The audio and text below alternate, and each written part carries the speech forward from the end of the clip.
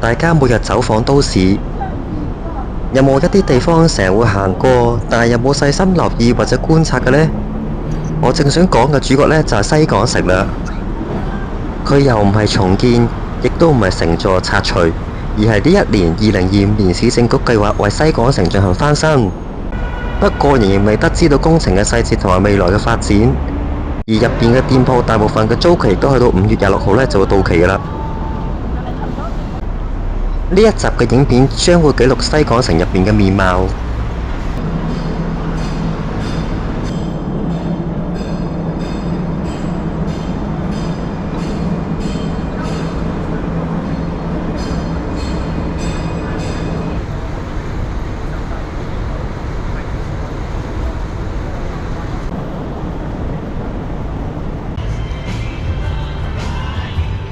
可以見到旁邊嘅 Circle K 便利店已經率先關閉咗啦。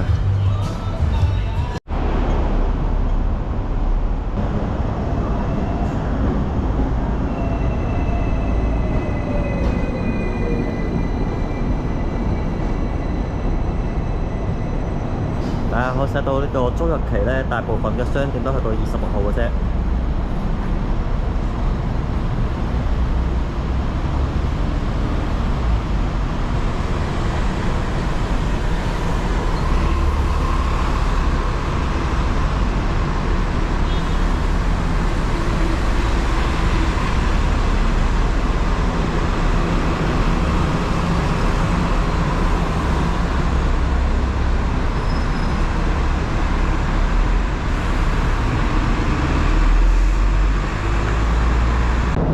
等我而家帶大家重溫下，睇下西港城入邊嘅室內嘅面貌先，做一個 room tour。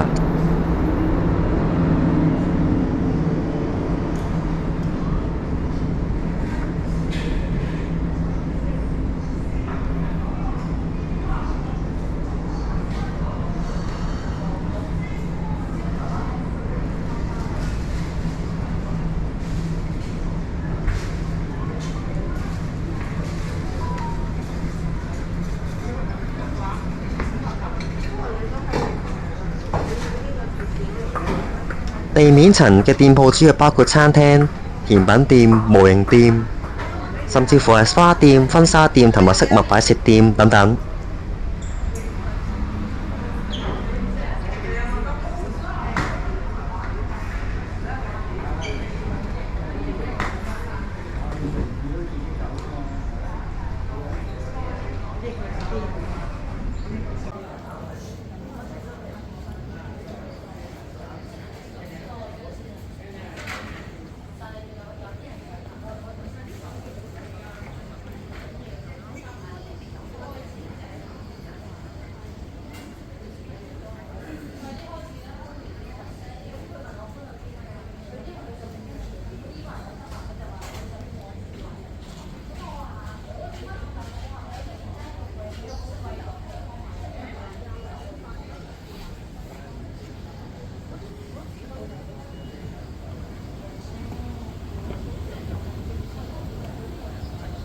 扶手電梯上到2樓呢，就係賣布匹嘅樓層，專稱為花布街。花布街即係指中環嘅永安街。當時嘅永安街主要以販賣布匹聞名，但由於後來嗰地呢發展為高樓大廈中環中心，所以當1911年呢一度呢重新修葺完成之後，喺2樓安置受影響嘅商戶呢陸續遷入同埋繼續營業。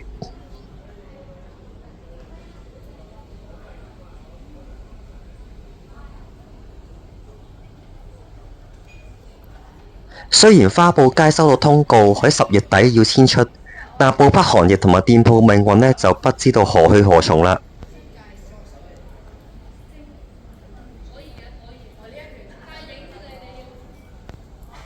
因為經營布匹店嘅商戶大部分已經步入年邁，如果喺出邊覓地租鋪，租金就會非常高昂，除咗負擔唔到龐大嘅開支，加上佢哋年紀大，考慮到健康嘅問題，冇能力繼續經營落去。更加冇相關嘅媒介去解決，以及安頓佢哋嘅處境問題。究竟花布街嘅傳統文化保育嘅未來去向究竟係點嘅呢？呢一個就係重點嘅問題啦。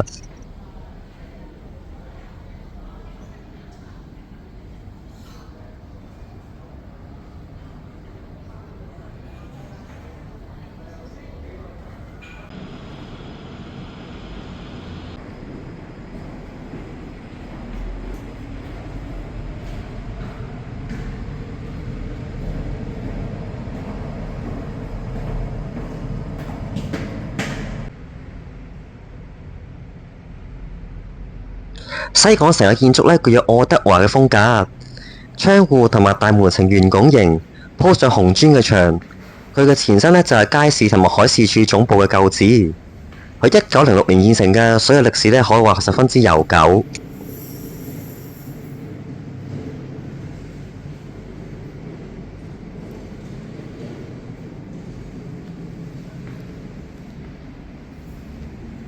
可以睇下呢度嘅環境啊。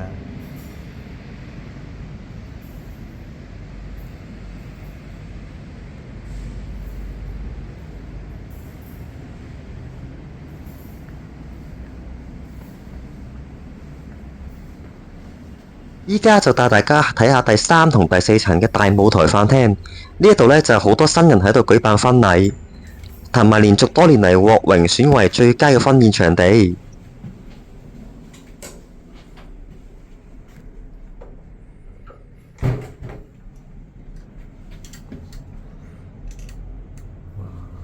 呢度就係嗰個大舞台啦。呢度第一眼呢，望見成個環境嘅感覺呢，好懷舊啊，富有古典嘅氣派啦，同埋好華麗。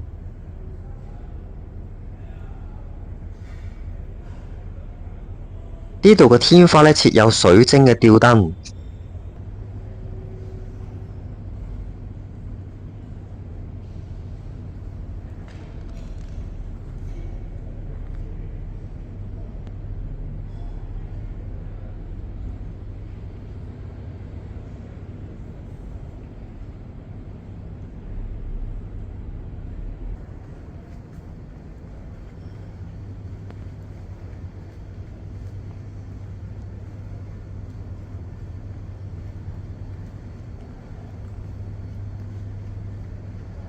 冇得行喎，前面玻璃嚟咗。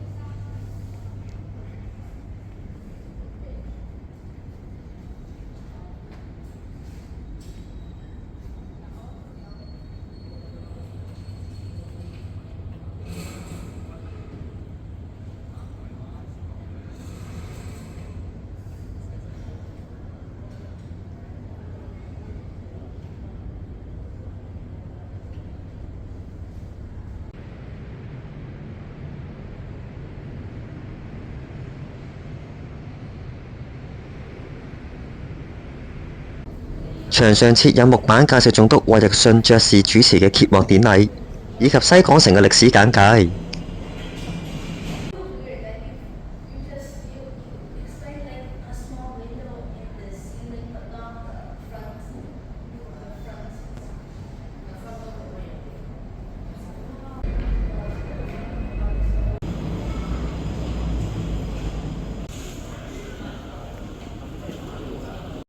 呢一度仲擺放住胡桃夾子嘅擺設。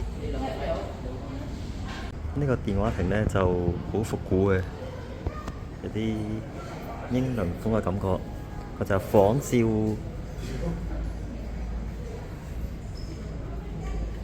呢度開嘅，就仿照嗰個電話亭啊，舊時代嘅，就係咁啦，係電訊盈科嘅，仲係。而家幾錢呢？而家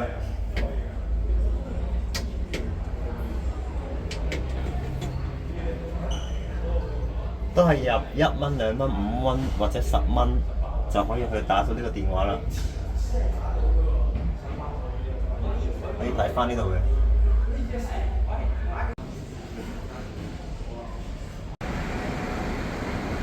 雖然對西港城嘅翻新工程處於未知數，期望會發覺後仍然保留住原有嘅建築結構同埋風格。